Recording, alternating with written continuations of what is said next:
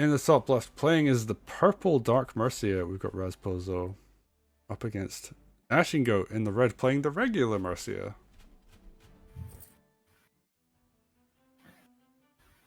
Lore battle. Yeah, it is lore battle, and they even have the right colors as well.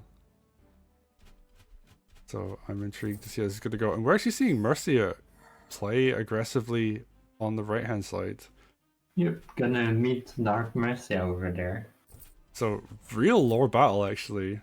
Like we're going to see them both be very aggressive. And actually, this capture route is very, very interesting. And we're seeing mage, we're seeing sword. I guess like Mercia just wants to be really aggressive,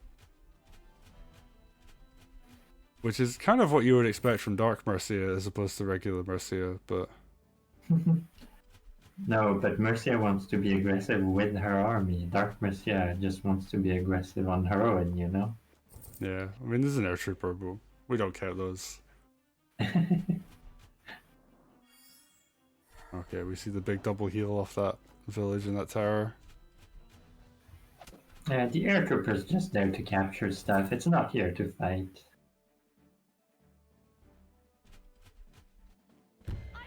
Okay, will Mercy actually knock this down? I think so. Yep. Yeah, 60% falls pretty easily to commanders. Yeah, I mean, so far Gnashing has a pretty solid position to fight off Dark Mercia. And, I mean, Rasposo got the other villages on the side of the map, and it's probably gonna keep them for a long time. Ooh. Okay. And isn't just content with keeping them, is gonna go for more. Okay, we're actually going to see a fight come out of this corner. Both players are up for it. Oh wow, both corners actually being aggressive, and Mercia has groove now, so I guess she feels confident. It's like, you wanna fight? I have groove now. Yeah. Yeah, Dark Mercia says, I don't care. Yeah. I'm gonna kill stuff anyway. Yeah, I love her animation, by the way. Every time, like, I see that zoom, and I'm just like, I love this so much. Alright.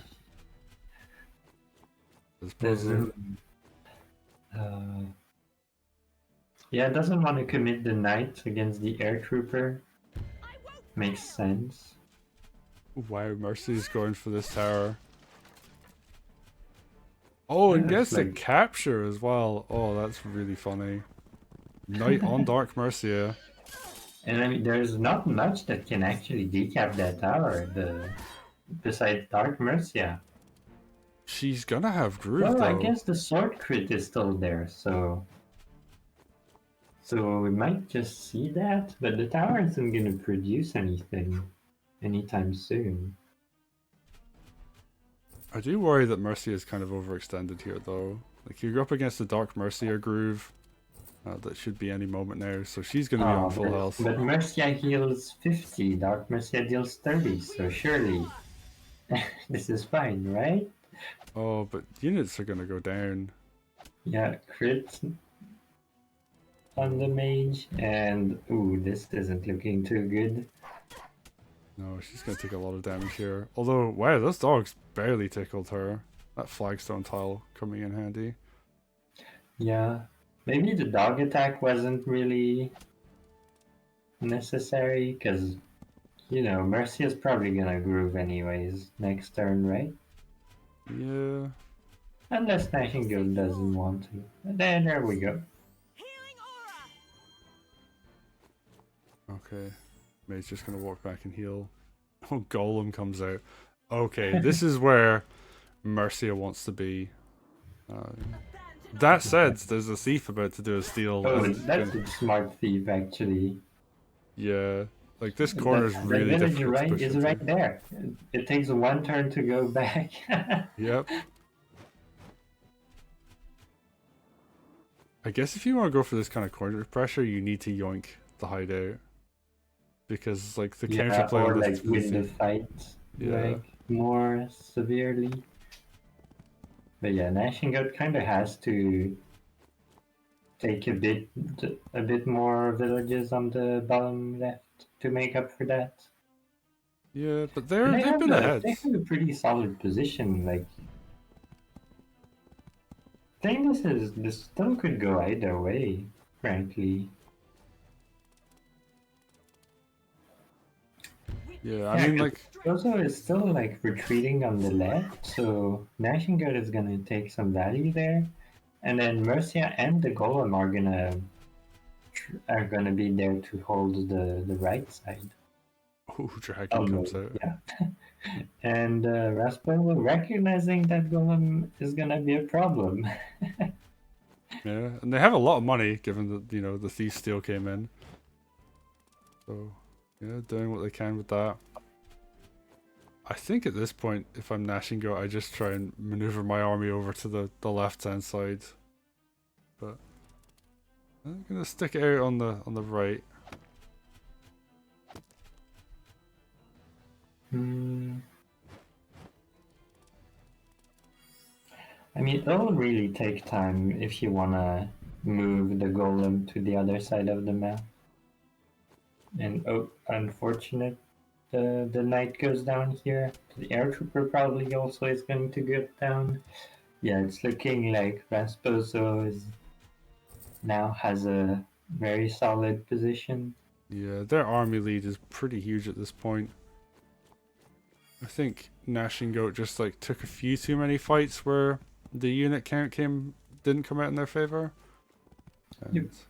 I mean, behind this they built a dragon though, so I will say if it comes down to tier 2 grooves, then Dark Mercia's tier 2 effect is almost irrelevant, right? That 10% global Mercia can heal right back up, but no, they're just gonna kill that dragon, I think. yeah. I mean, Rasposo is not gonna wait for the game to stall and get to tier 2 grooves. They're gonna go in now. This dragon can go down, but it took down a golem, so it's fine. A fine trade. And when a trade like this happens, you have to look at what's left after the trade. And if the mages go in to kill the dragon, they're not gonna live for very long afterwards. Yeah, there is a pretty big sacrifice being made there. Ooh, and that airtrooper lives as well. That's very unfortunate. And on a mountain. Yeah, Gnashing Goat's just constantly trading over and over. Yep. But Rasposo is coming out on top on both sides now. Yeah, and there's an important thing in Wargroove where if you send in 2 units to kill one, you have to make sure that you don't lose those 2 units in return. And I think that's like one of the big differences here that we're seeing is Gnashing Goat's like fairly regularly sending in like a couple units to go for a kill. And sometimes it's a good gold trade, like, you know, those 2 mages for that dragon. But you're then down on unit count overall. That's not a good place to be. And ooh, wow, that airtrooper even managing to get a kill after all that. Yeah, and I mean, Mercia is not a commander who has a groove that really allows for comebacks when your army is Yeah. really like non-existent at this point. Like,